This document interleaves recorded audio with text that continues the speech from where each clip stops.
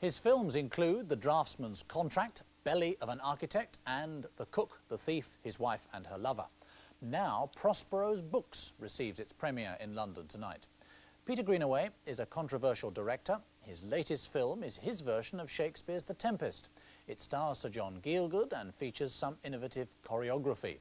The film also uses experimental technology from Japan to put together its complex visual images.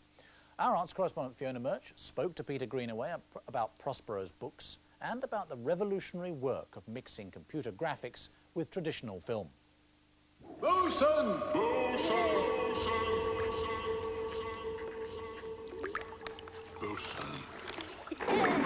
To Shakespeare's text of The Tempest, Prospero's Books has added a wizardry of computer images. The title of the film and its visual inspiration is taken from a reference in the play to the books that accompanied Prospero into exile. Here, master, what cheer? Good, speak to the mariners! Good, speak to the mariners. Fall to it yearly, or we run ourselves aground. So that out of this ink pot comes everything. Out of the magic of this ink, which is then put onto the paper, come the images and the words and the ideas. It is like the Pandora's box, like the thesaurus from which everything springs. Or we run ourselves aground. Down with the topmast.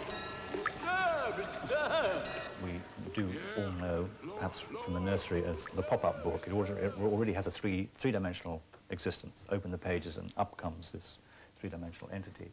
And what I wanted to do was to try and use those sorts of ideas to make magic books, to make books where the actual images inside the pages, through animation, did work, did maneuver, did change, did transmogrify. In this marriage of words and images, the High Priest is the voice. Having won the melodious tones of Sir John Gielgud, Greenaway decided to extend the powers of his magician Prospero to speaking every part. For Gielgud, who'd harboured a lifelong wariness of film, it was to be the ultimate challenge. Thy food shall be the fresh brook mussels, withered roots, and husks wherein the acorn cradled. Follow! I will resist such entertainment, till mine enemy has more power. Oh, dear father, make not too rash a trial of him, for he's gentle and not fearful. What I say? My foot, my tutor? He's had a very richly lived lifetime of admiration for Shakespeare, and it really shows in every line. He lavishes so much care and loving attention. It's a wonderful tribute to his art and skill. Now, what's amiss? Why hold back?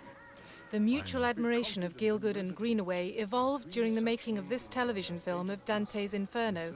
It persuaded Gielgud that Greenaway could be trusted to immortalize a Gielgud version of Prospero, and it aroused in Greenaway a passion for the computer animation techniques of television, a chance to manipulate science for the sake of art.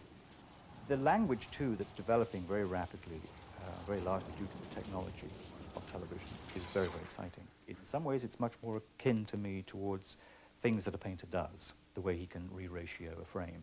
He can recolor it, reshape it, reorganize it, flip it, twist it, turn it, do 1,000 different sort of forms of metamorphosis on the picture. And that's, in some senses, what a contemporary painter does. So it's like a tool that goes back, in a peculiar way, to the palette and the canvas. The primary tool for these animations is the Quantel Paintbox. It's not new, but the ability to transfer images from the Paintbox to film without a loss of quality is. The medium is high-definition television, available in Japan. So to a film that had only cost £1 million, a Tokyo television company donated £2 million of technical facilities, intrigued by Greenaway's ambitions. The result has excited the graphic design industry.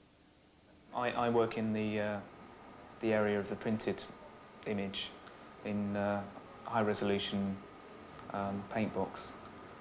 And what they've done is they've taken this technology from the print industry and applied it to the filmmaking process, so that there's been a massive leap in the quality that can be achieved. It is full of investigative drawings and exploratory text written on many different thicknesses of paper. The images spill forth thick and fast, at times too fast to be appreciated in a single viewing. You have the hand, which was filmed photographically in an Amsterdam studio. It's filmed with a conventional camera. The actual images which are produced on this book here are made through Quantel high definition.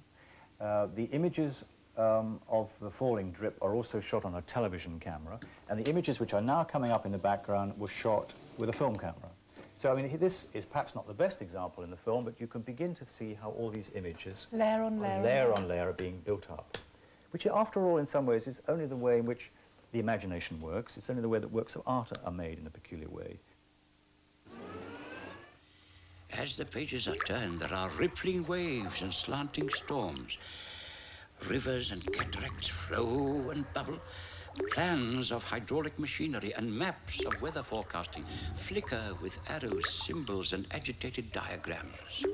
Greenaway's always had the art of setting his audience challenges at the same time as being very entertaining, and the fact that people always get really wound up about Greenaway's films and often take extreme exception to them because he's playing all these games, I think is good, because he's always known how to be very provocative, and sometimes it works in different ways, but I think here it's completely successful.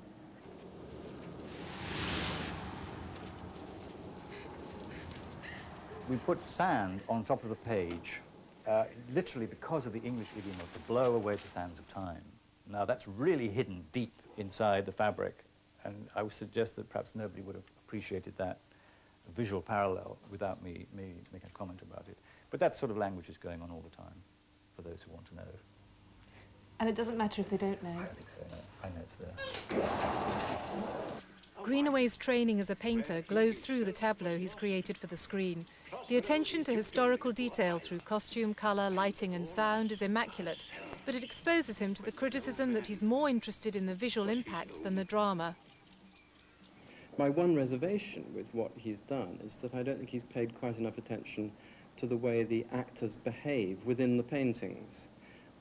Barring a handful of leading actors, too often one sees actors who don't quite know what they're doing, or they certainly don't look like they know what they're doing, and one gets the impression that perhaps Greenaway doesn't have very much time, and certainly not enough patience for his actors, which is a pity. Even now we heard a hollow burst of bellowing like... But for cinema buffs, Greenaway's latest work has opened up a brave new world.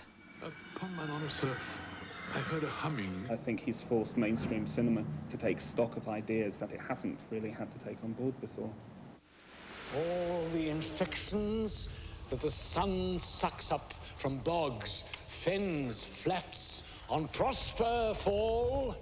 Peter Greenaway believes the technological breakthrough achieved in his film is as revolutionary as the invention of printing. Yet I needs must curse. And yet I needs must curse. The ale nor pinch, fret me with her chinchos, pitch me in the mire, nor lead me like a firebrand in the dark out of my way, unless he bid 'em.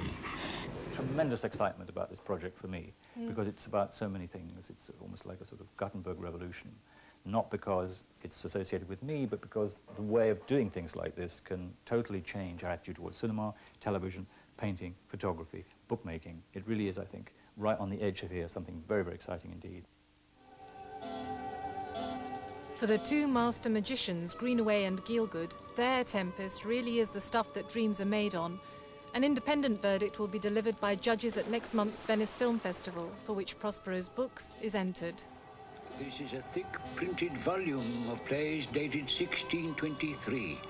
There are 35 plays in the book and room for one more. 19 pages have been left for its inclusion, right at the front of the book, just after the preface.